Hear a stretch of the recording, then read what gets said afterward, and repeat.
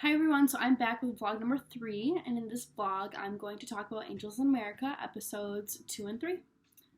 So to start off, I think we finally reached the climax of this series, and I think the climax is when Lewis and Joe kiss in Central Park. I think it's officially the two worlds colliding, and we're finally seeing how this is going to play out in real life. And I've also noticed that these episodes are now becoming half hallucinations. First we were seeing just Pryor's hallucinations, and they were kind of here and there. And then we saw some of Harper's, but now Harper's are sticking out a lot more.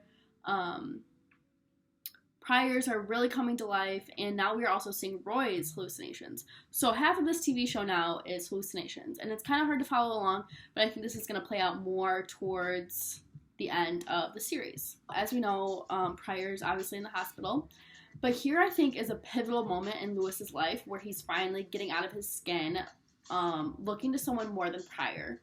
And a scene in particular, he's hooking up with a security guard in Central Park, and he says, "Infect me, I don't care, I don't care." And I think this is a big deal because it shows how crazy the AIDS epidemic was at this point in time. It shows, first of all, how suicidal Lewis is being, but how common AIDS is to the homosexuals at this point. I mean, the security guard, even then, he freaked out that he said that, but he knows it's true. And so I think this just really shows what's happening during this point in time and how it's truly affecting every homosexual. And then in episode 3, it flips back to Lewis, and he's talking to one of his friends, and his friend looks at him and he says, "Pryor is dying. You just wish you were." And I think this kind of opened Lewis's eyes as he was like, "Oh my God, you're right. Like, I need to go live my life." And so I think that was a huge point to make in episodes 2 and 3. These past 2 episodes are focusing a lot more on Joe than they are on Harper. Obviously, Harper leaves Joe. She realizes that was her problem all along, was living with him and being married to him.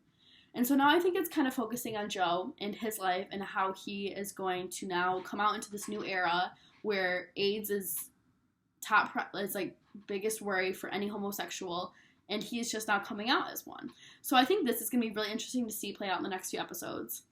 One point I wanted to touch on with him was when he came out to his mom.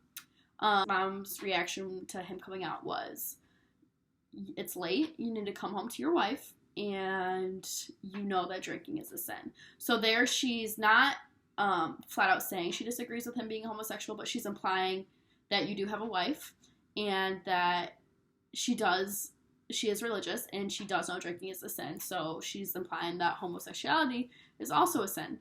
And I think this pushes Joe to kind of find out more of himself. As we see in the last few scenes of episode 3 where he's following Lewis throughout Central Park and they end up kissing.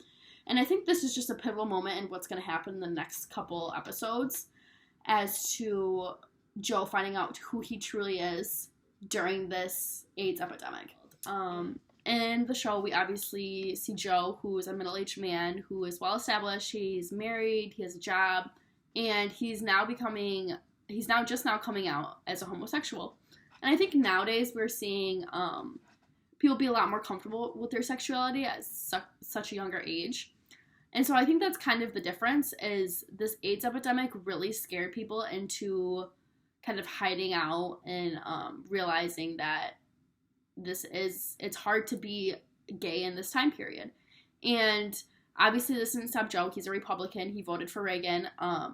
But he's still kind of hindering back that part of his life just because his religion, and he knows what's going on right now and that it's hard to be homosexual at this point in time. So I think it's kind of cool to see how it's connecting from now to this era.